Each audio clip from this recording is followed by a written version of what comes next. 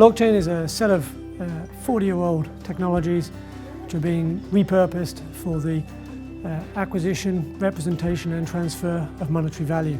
It's a big spreadsheet in the sky that's maintained by volunteers and basically keeps tracks of transactions. The pain point that's being addressed here is that in terms of contracts and in terms of how you establish trust across the network now, not just communications, there's been an innovation that opens this up to experimentation, and that is has created an avalanche of innovation, which is super exciting.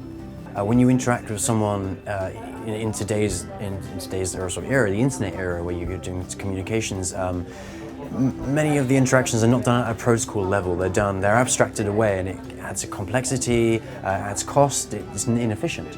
So what the blockchain allows you to do is to bring all these various interactions down to a protocol level and create a standard, which makes it a much more efficient and cost-effective way to interact with people over the internet. So we're different to most startups operating in the blockchain space in that we don't have a blockchain product per se. Our product is news. So we cover stories on Bitcoin and blockchain development, and 2 years ago that was very much focused around Bitcoin and digital currencies.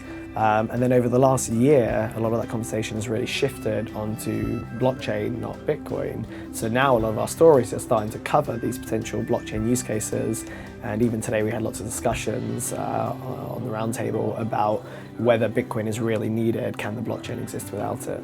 The way we see the blockchain providing the biggest benefit is actually in being able to have that shared information and those shared services without needing shared infrastructure or shared secrets. What the blockchain offers is the ability for us to essentially do away with that third party and deal with individuals on the other side of the world who we don't know trustlessly. And we can do this on many different levels. The most common one is currency, but we're starting to move into other areas, things like international finance, social networking.